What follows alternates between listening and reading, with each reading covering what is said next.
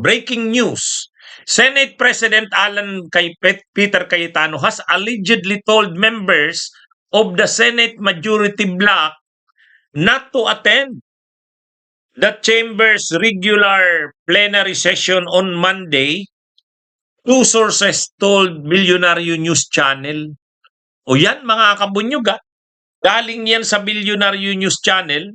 May sariling sources itong Bilyonaryo News Channel. Ha? Si Cayetano daw mismo ang nag-instruksyon sa mga miyembro ng majority na wag a-attend sa regular plenary session ngayong Monday. Imaginin mo yan, Senate President ka, gagawin mo yun? Ganun ka bastos itong si Cayetano, mga kabunyog, mga kababayan. Ano yun Galing sa ano to Galing sa Bilyonaryo News Channel ito. Breaking news. Mayroon ayon daw sa sources ng Bilyonaryo News Channel, reliable sources nila. Two sources nila, dalawa. Nagsabi na planado talaga. Ibig sabihin, yung hindi pagsipot nila Cayetano, yung majority, ay hindi dahil sa hindi dahil sa pagkaka-aresto kay Jinggoy. Hindi. Planado talaga mga kabunyog. Senate President ka tapos ganun ang ginagawa mo. Ano ito mga kabunyog? Ako hindi ako nang iintriga. Ang source ko ng pagsabi niyan ito sa Bilyonaryo News Channel.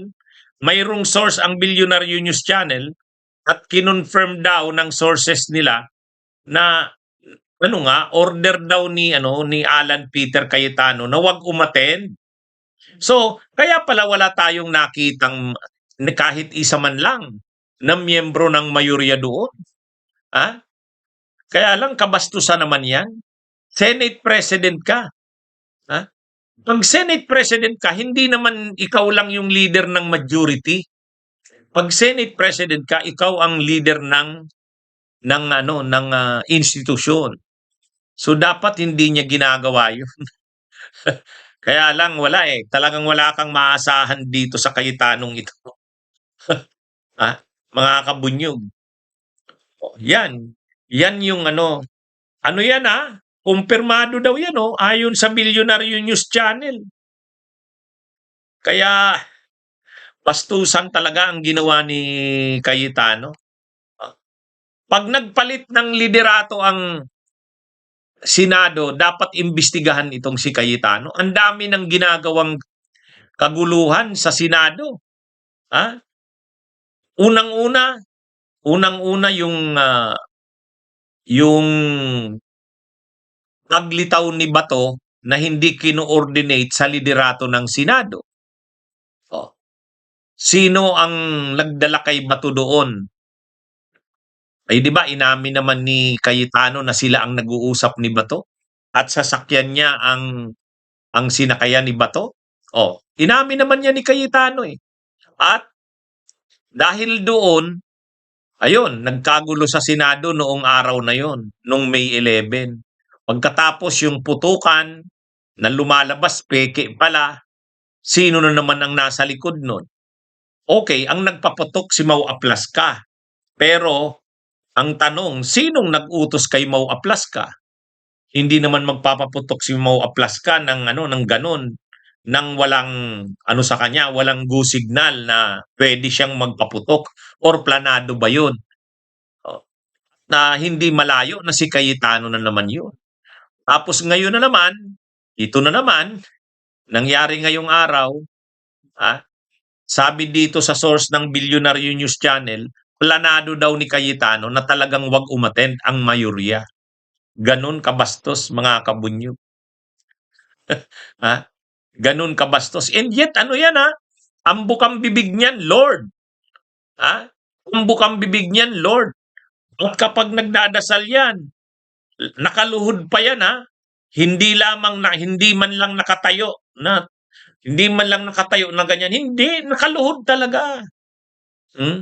Kapag nagla-live stream siya, Nagla-livestream siya, nandun ang background niya yung anong salmo ba yun?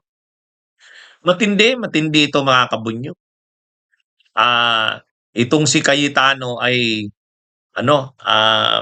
nagkukunwaring reliyoso, nagkukunwaring makadiyos, pero ang mga ginagawa niya makademonyo eh.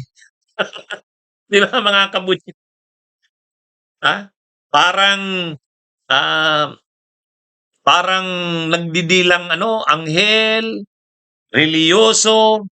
Sa bagay, sabi ni Shakespeare, kahit naman ang devil ay mag-quote ng mga sa Bible, ng mga verses sa Bible para lang ma-achieve yung kanyang layunin. O yun. Kaya tama si Shakespeare eh. Mag-ingat. Kasi kahit ang devil ay magko-quote yan sa Bible para ma-achieve yung kanyang purpose o layunin. Parang totoong-totoo dito kay Cayetano, mga kabunyog, mga kababayan. Tama. Tama po yung term nyo, hipokrito. So ngayon, ang nangyari, mga kabunyog, mga kababayan, yung palang hindi pagsipot ng mayorya. Kaya maano ka man lang, wala man lang dumadaan doon kahit isa na miyembro ng mayorya. Wala man lang, talagang hindi talaga nagpakita kahit isa. Malinaw, planado talaga. Ngayon, ang problema, ang malungkot dito, yung Senate President pa mismo ang may pakana. Ayon dito sa Billionaire News Channel, kinonfirm daw ng sources nila. So nakakalungkot, di ba? Imaginein mo, Senate President ka, ikaw ang ama ng Senado. Dapat ikaw yung unifier. Actually, ganun eh. Ikaw dapat ang unifier ng Senado. Kaya sa ngayon, mga kabunyog, mga kababayan, matindi na itong nangyayaring ito. Matindi na.